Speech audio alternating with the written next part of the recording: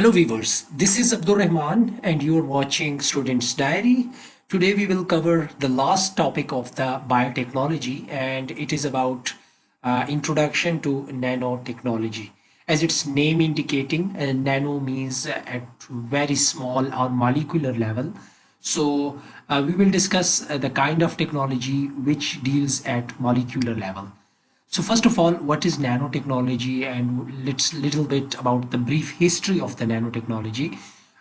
There was a scientist, Richard Feynman, back in 1959, who first suggested that the principle of the physics, as far as I can see, do not speak against the possibility of maneuvering things atom by atom. He actually said that if we look at the principles of the base physics, so we can utilize that principles in future to study at atomic level, make some changes at atomic level, and that will give us some beneficial results. So that was basically the basis for the nanotechnology. So nanotechnology involves building components atom by atoms or molecule by molecule in order to create material with novel or vastly improved properties. If you look into the perspective of the biology or biotechnologies, things has gone to the molecular level. We now do the phylogenetic tree. We form the phylogenetic tree on the basis of the DNA and RNA. We classify the species on the DNA and RNA. The diagnosis has been shifted to DNA or RNA level. Similarly, nanotechnology basically utilize these things at atomic level and make it in a specific order so that it can be used for some beneficial purposes, so that its properties can be improved. If we look into the nanotechnology, we have a different range of molecules or larger animals. If you look from here, we basically, if you look it from 1 meter to 1 picometer. So with unaided eyes, we can see the organisms, for example, dogs and animals, and then comes at millimeter level, the small insects, the ants that can be seen through naked eyes or light microscope.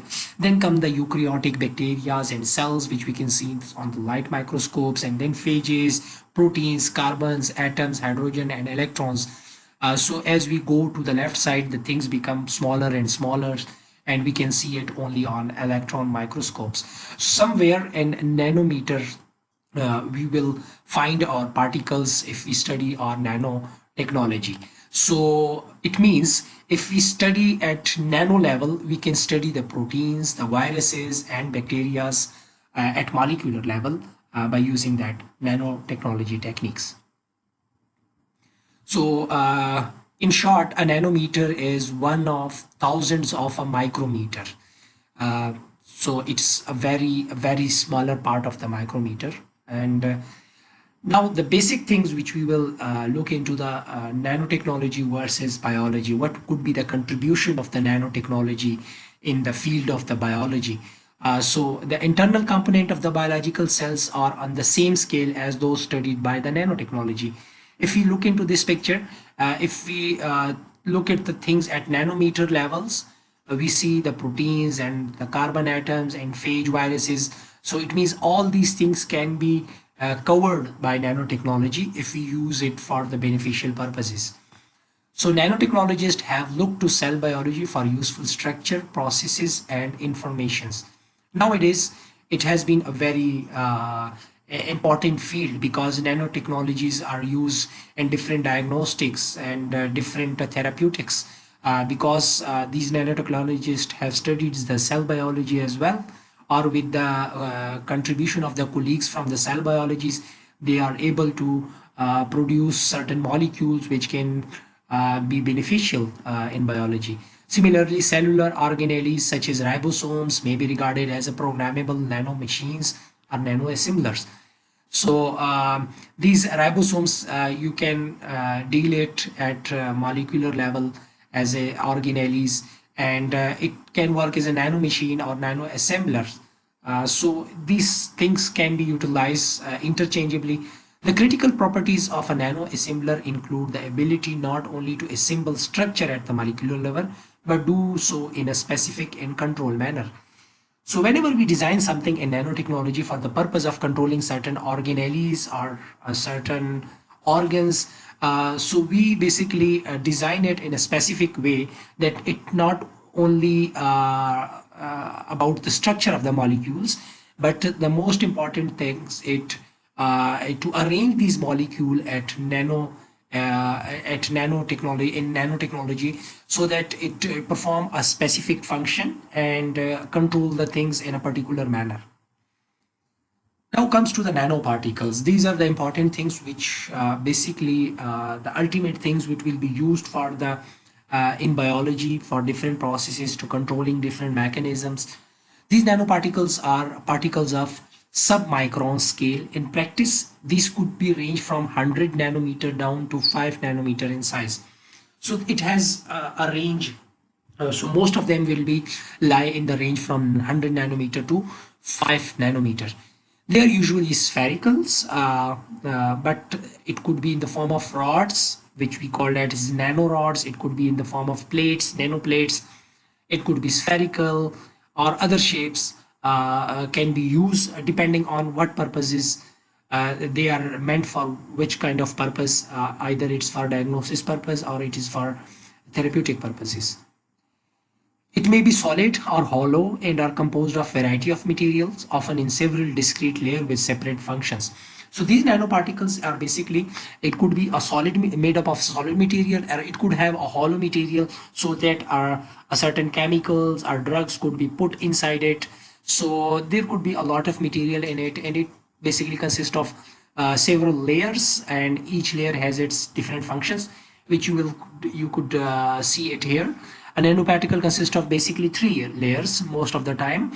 The first layer is the central functional layer. Most of the time, this functional layer is composed of certain optical or magnetic material or having that fluorescence behavior because it will emit certain light. This central functional unit, when it will attach to certain proteins or when it will attach to certain bacteria, if we are talking about diagnosis, or if we're talking about the cancer cells, whenever it will attach to the receptor, it will glow or it will emit the fluorescence, and that will be read by the photo detector, and it will give you the signal about the positivity of the sample or the target molecule of nanoparticle has reached to the site of action, and then you can release the drugs over there. So that is the central functional layer, and then there is another layer on top of this functional layer, which is the protective layer. The function of this protective layer is to shield the functional layer. It will protect this functional layer because this magnetic or optical or fluorescence emissions may affect the biological cells. So for that purposes, or this magnetic resonance will affect the cells or the drugs. For that purpose, that protective layer is very much important. So from chemical damage, air, water, or cell component, and conversely shield the cell from any toxic properties of the chemical composing of the functional layer. So it has dual function. It will protect this magnet from the outside the environment, and vice versa. That cell will be protected from the magnetic radiations to protect it from any kind of destructions when you are talking about the diagnosis of the cell.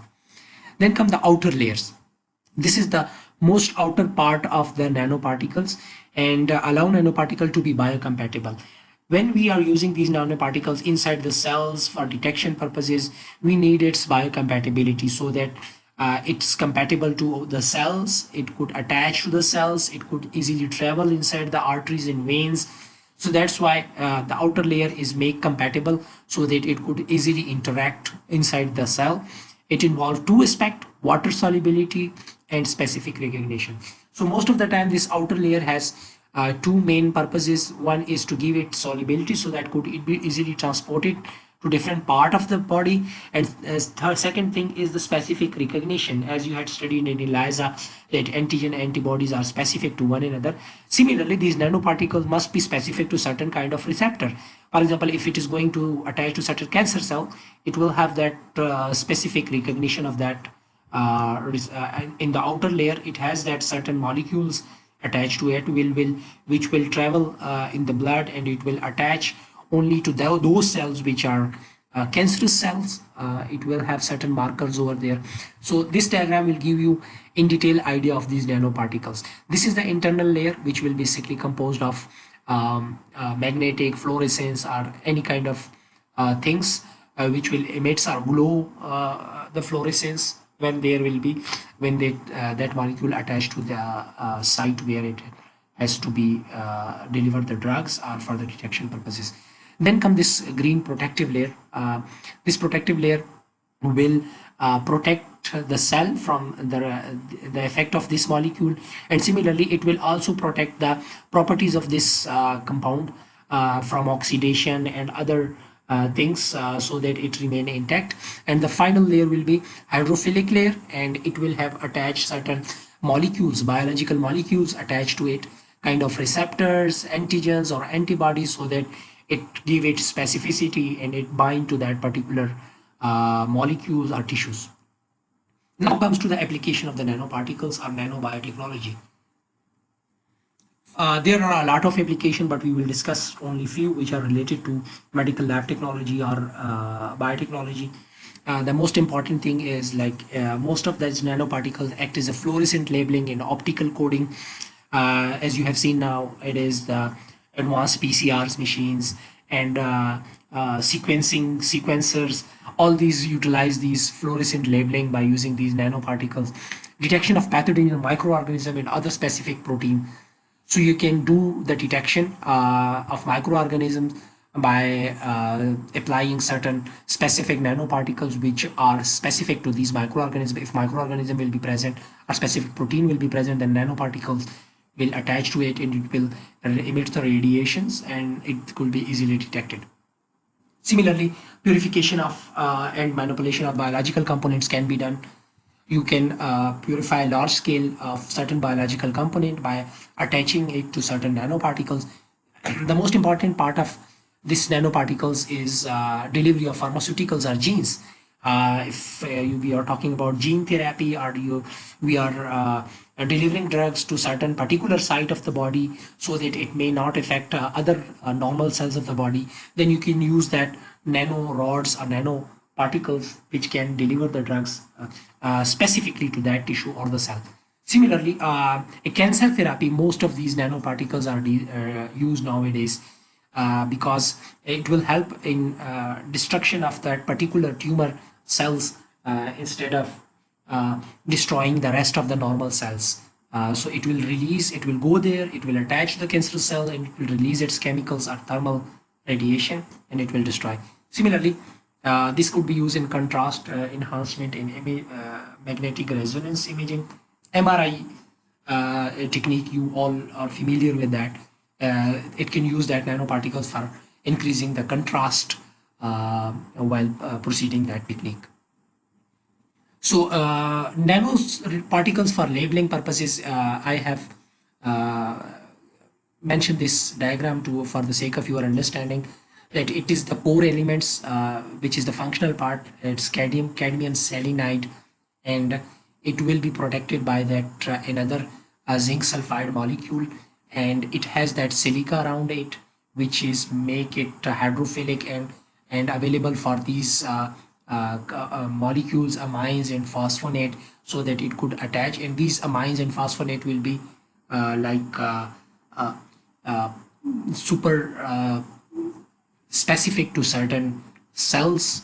So it will attach once it will reach to the target site and it will make bond with it, and then that will cadmium selenide will glow and it will give you that signal for the labeling purposes. So that cadmium selenide is basically in the form of rod, so that we call that as nanorods.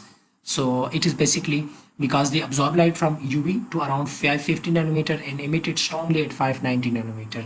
These nanorods measure about approximately 3 nanometer in width, and it has 10 to 20 nanometer of length. Fluorescent nanoparticles are widely used in biological labeling. They last longer than traditional fluorescent dyes and are often brighter.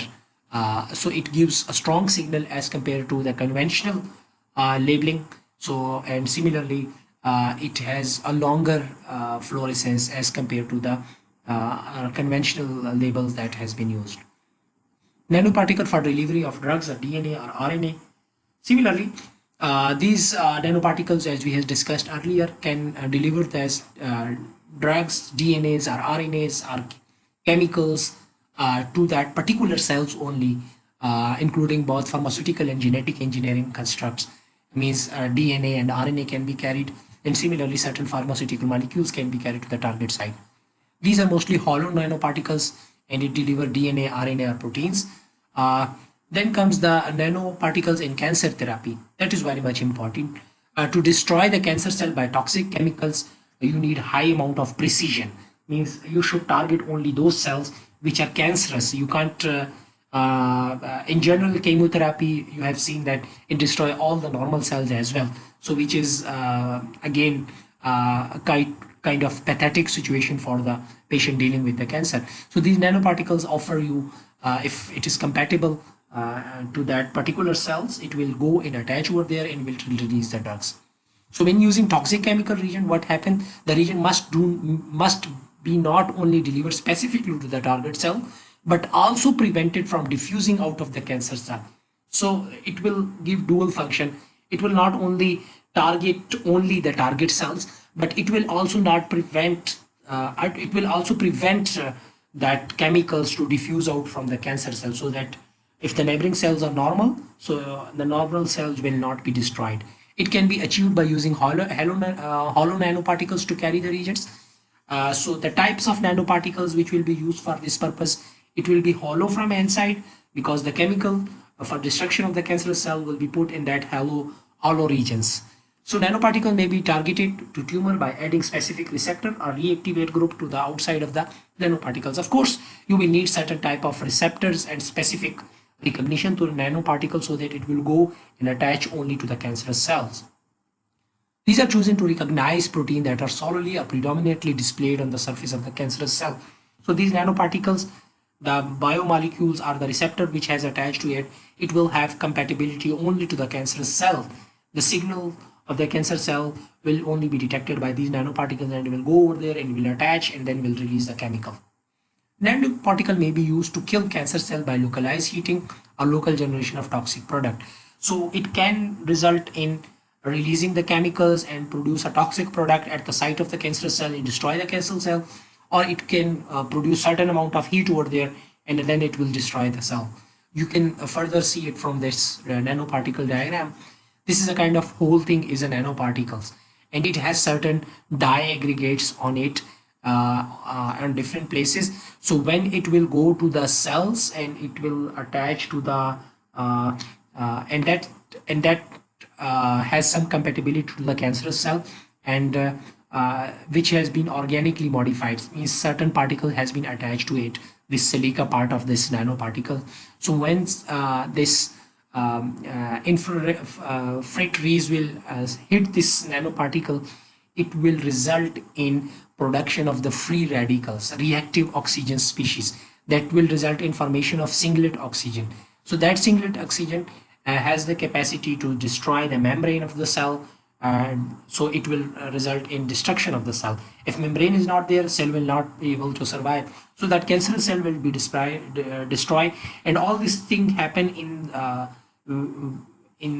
picoseconds, and that will result in then destruction of this reactive oxygen species, and means it will not destroy the other cells, the neighboring cells which are normal cells, but it will only hit that molecules or cells which are cancerous, and it will be activated by this fluorescence radiation techniques. When it will hit, it will convert this oxygen into free radicals oxygen, and it will result in destruction of the cell membrane. Another important feature is in the field of diagnosis is controlled denaturation of DNA by gold nanoparticles. You all familiar with conventional PCR, that when we raise the temperature to 94 degrees Celsius, it will result in denaturation of all the DNA. But what if we are looking for a kind of denaturation where we want that only the particular gene of interest or DNA is should be denatured, and rest of the purpose that new emerging technology may allow specific individual DNA molecule to be dissociated whenever required. So how it happened? The nanoparticle of about 1.4 nanometer and containing fewer than 100 atom of golds are attached to double-stranded DNA. So these gold particles are attached to the double-stranded DNA, and when the structure is exposed to radio waves, so that radio wave will generate the alternating magnetic field, and the gold acts as an antenna, and it absorbs the energy and heat the DNA molecule to which it is attached. So they smelt the DNA double helix and convert it to single-stranded DNA. Because the gold particles will attach to only to that double-stranded DNA, so that will only denature that particular DNA, and rest of the DNA will not be denatured. So if you look into the diagram, these are the gold particles which has attached to the DNA, and this is the DNA structure, and that DNA structure is attached to a streptavidin molecule which is embedded with agarose beads. So whenever infrared waves hit that gold particles will be heated, and that will result in denaturation of that particular DNA only, and the streptavidin will be dissociated. It will give the signal to the photodetector, and photodetector will detect that signal that now the DNA has been denatured and it has been converted to single-stranded DNA. So attachment of the metallic antenna allows DNA to be melted into single-stranded by radio waves.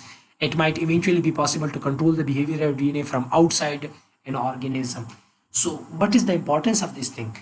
That you can do the denaturation process within the organism from the outside. You will just give these nanoparticles carrying that particular gold particles which are specific to certain